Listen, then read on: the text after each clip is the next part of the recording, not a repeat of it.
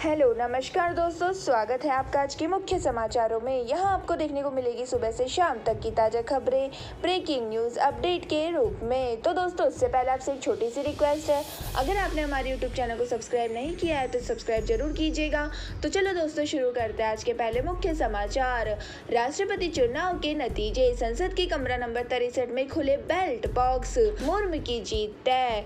तो दोस्तों, देश के 15वें राष्ट्रपति के नाम का इंतजार अब कुछ ही देर में खत्म हो जाएगा। संसद के कमरा नंबर 63 में बैलेट बॉक्स खुलने लगा है। तो दोस्तों, देश के 15वें राष्ट्रपति का नाम अब तय हो चुका है, जहां वोटों की गिनती की जा रही है। एनडीए उम्मीदवार द्रौपदी मुर्मू और विपक्ष के प्रत्याशी यशवंत सिन्हा के बीच कहने को तो सीधा मुकाबला है, लेकिन द्रौपदी मुर्मू की जीत लगभग तय है। तो दोस्तों, मुर्मू को एनडीए के दलों के साथ ही शिवसेना, बीजेडी और वाईएसआर कांग्रेस का समर्थन प्राप्त है। वहीं दोस्तों, यशवंत सिन्हा को कांग्रेस, टीएमसी, एनसीपी और एसपी का समर्थन मिला है।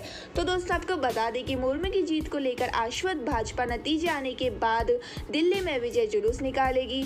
ऐसा पहली बार होगा जब राष्ट्रपति की जीत के बाद जुलूस निकला जाएगा। तो दोस्तों, भाजपा अध्यक्ष जेपी नड्डा राजपथ तक इस जुलूस की अगुवाई करेंगे, वहीं भाषण देंगे। तो दोस्तों, पहली बार आदिवासी महिला के राष्ट्रपति चुने जाने का श्रेय पीएम मोदी को देंगे। हालांकि जुलूस में मुर्मू शामिल नहीं होगी। तो दोस्तों, आपको बता दें कि द्रौपदी मुर्मू की जीत की घोषणा होते ही देश भर में जश्न शुरू हो जाएगा।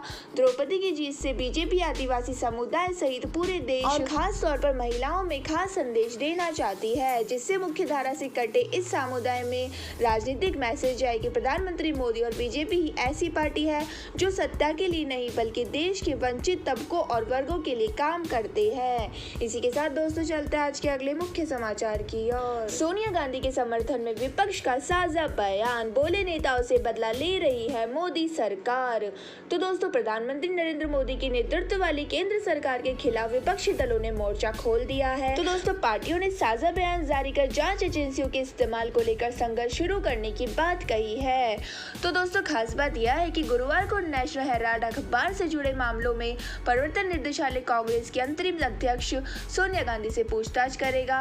तो दोस्तों, इसे लेकर पार्टी कार्यकर्ताओं और नेताओं ने बड़े स्तर पर विरोध की तैयारी की है। तो दोस्तों, साझा बयान के अनुसार मोदी सरकार अपने राजनीतिक विपक्षियों और आलोचकों के खिलाफ जांच एजेंसियों का दुरुपयोग कर प्रतिशोध का अभियान चला रही है। तो दोस्तों, आपको बता दें कि कई राजनीतिक दलों के बड़े नेताओं को जानबूझकर निशाना बनाया जा रहा है और अभूतपूर्व तरीके से उत्पीड़न किया जा रहा है। तो दोस्तों, आगे बताया गया है कि हमें इसकी निंदा करते हुए और समाज के ताने बाने के बिगाड़ने वाली मोदी सरकार की जन विरोध, किसान विरोध और संविधान विरोध नीतियों के खिलाफ सामूहिक लड़ाई को तेज करने का संकल्प करेंगे। इसी के साथ दोस्तों, आपको बता दें कि ईडी नेशनल हेराल्ड अखबार से जुड़ी मनी लॉन्ड्रिंग मामले को लेकर सोनिया से पूछताछ करने जा रही है। इससे पहले जांच एजेंसी पार्टी के पूर्व राष्ट्रीय अध्यक्ष राहुल गांधी से भी लंबी पूछताछ कर चुकी है। तो दोस्तों, हालांकि ईडी ने कांग्रेस अध्यक्ष को 2 बार पहले भी तलब किया था, लेकिन स्वास्थ्य संबंधी कारणों के चलते वह पेश नहीं हो सकी थी। इसी के साथ दोस्तों, चलते हैं आज के अगले मुख्य समाचार की ओर। केरल नीट कंट्रोवर्सी में 2 और शिक्षक गिरफ्तार, अब तक कुल 7 लोग अरेस्ट किए गए। तो दोस्तों, केरल के कोल्लम में 17 जुलाई को नीट के लिए चेकिंग के दौरान लड़कियों से इनवियर उतारने को कहा गया। तो दोस्तों, इस मामले में पुलिस ने 2 और लोगों को गिरफ्तार किया है। पुलिस के मुताबिक गिरफ्तार किए गए प्रोफेसर पीजी कुरियन और डॉक्टर शमनाथ दोनों ने ही अधिकारियों को ऐसी चेकिंग करने का आदेश दिया था। तो दोस्तों, इसके साथ ही अब तक कुल गिरफ्तार लोगों की संख्या 7 हो गई है। और दोस्तों, पुलिस ने बुधवार तक 5 लोगों को गिरफ्तार किया था। इनमें से 3 महिला परीक्षा कराने वाली नेशनल टेस्टिंग एजेंसी से थी, जबकि 2 महिलाएं कॉलेज से थी। इसी के साथ दोस्तों, चलते हैं आज के अगले मुख्य समाचार की ओर। दिल्ली पहुंचे यूपी के मंत्री को नड्डा की नसीहत, नाराज दिनेश खटीक की शिकायत सुनी, लेकिन कहा पार्टी फोरम पर रखे अपनी बात। तो दोस्तों, यूपी के जल शक्ति राज्य मंत्री दिनेश खटीक के इस्तीफे ने लखनऊ से लेकर दिल्ली तक सियासी पारे को बढ़ा दिया है। तो दोस्तों, राज्यपाल आनंदीबेन पटेल और अमित शाह को अपना इस्तीफा भेजने के बाद खटीक बुधवार को दिल्ली पहुंचे। तो दोस्तों, भाजपा अध्यक्ष जेपी नड्डा से उनके आवास मुलाकात की। नड्डा ने मंत्री खटीक की समस्याओं के हल का भरोसा दिया, साथ ही नसीहत देते हुए कहा कि सरकार के मसले को सरकार और पार्टी फोरम में ही उठाए। तो दोस्तों, फिलहाल मंत्री दिनेश खटीक, जितिन प्रसाद, ब्रजेश पाठक की नाराजगी देखते हुए सरकार और संगठन डैमेज कंट्रोल में जुट गई है। तो दोस्तों, आपको बता दें कि दिनेश खटीक को मनाने की कवायद के पीछे भाजपा की एक मजबूरी है। मंत्री ने अपने इस्तीफे में बड़ी ही चालाकी से दलित कार्ड का इस्तेमाल किया है। तो दोस्तों पार्टी ने इसको बेहद गंभीरता से लिया है। यही वजह है कि डिप्टी सीएम केशव मौर्य के जरिए नौकरशाही को मंत्रियों और कार्यकर्ताओं को सम्मान करने की नसीहत दी गई है। इसी के साथ दोस्तों इस इस्तीफे को राज्यपाल आनंदीबेन पटेल ने मुख्यमंत्री के पास संस्तुति के लिए भेज दिया है। ऐसे में सवाल उठ रहा है कि क्या सीएम योगी खट्टिक का इस्तीफा स्वीकार कर लेंगे। तो दोस्तों पार्टी के सूत्रों की माने तो ऐसा नहीं होगा। सीएम खट्टिक की बात सुन अधिकारियों पर कार्रवाई के निर्देश दे सकते हैं। इसी के साथ दोस्तों चलते हैं आज के अगले मुख्य समाचार की ओर। त्रिपुरा के सीएम माणिक साहा हुए कोरोना पॉजिटिव। 9 राज्यों में तेजी से बढ़ रहा है कोरोना। 24 घंटे में 17,278 नए केस मिले। तो दोस्तों भारत में कोरोना का कहर थमने का नाम नहीं ले रहा है। त्रिपुरा की सीएम माणिक साहा कोरोना संक्रमित हो गए हैं। तो दोस्तों उन्होंने सोशल मीडिया पर इसकी जानकारी दी है और लिखा है कि मेरी कोरोना रिपोर्ट पॉजिटिव आई है। मैं अभी बिल्कुल फिट हूँ और कोरोना के कोई लक्षण नहीं है। लोगों से अनुरोध है जो भी मेरे संपर्क में आए वो जरूरी सावधानी बरते। तो दोस्तों आपको बता दें कि पिछले 24 घंटे में देश में कोरोना के 17,278 मामले सामने आए हैं और 26 मरीजों की मौत हो गई है। अच्छी बात यह है कि बीते दिन देश में 15,281 मरीजों की कोरोना रिपोर्ट नेगेटिव आ गई है और दोस्तों बीते दिन देश में कोरोना संक्रमितों की संख्या 1971 बढ़ गई है। तो दोस्तों इसके साथ ही देश में कोरोना के एक्टिव मरीजों की संख्या बढ़कर 1,44,293 हो गई है। वहीं दोस्तों देश के 9 राज्य केरल, पश्चिम बंगाल, तमिलनाडु, महाराष्ट्र, असम, आंध्र प्रदेश, हिमाचल प्रदेश, मिजोरम और अरुणाचल प्रदेश में कोरोना के मामले लगातार तेजी से बढ़ रहे हैं। केंद्रीय स्वास्थ्य सचिव राजेश भूषण ने आज स्थिति की समीक्षा के लिए आज एक उच्च स्तरीय बैठक की है। तो दोस्तों बैठक में हाई पॉजिटिविटी रेट रिपोर्ट करने वाले सभी जिलों में RT-PCR टेस्ट बढ़ाने के निर्देश दिए गए हैं। वहीं दोस्तों अगर राज्यों में कोरोना की स्थिति की बात करें तो बीते दिन महाराष्ट्र में कोरोना के 2,325 नए मामले सामने आए हैं जबकि 7 मरीजों की मौत हो गई है।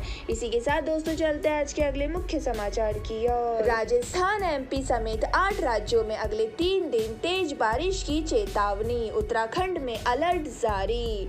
तो दोस्तों देश के ज्यादातर इलाकों में मानसून के दौरान जमकर बारिश हो रही है। मौसम विभाग ने राजस्थान, MP, पंजाब, पश्चिमी उत्तर प्रदेश, हिमाचल प्रदेश के कई इलाकों में भारी से भारी बारिश होने का अनुमान जताया है।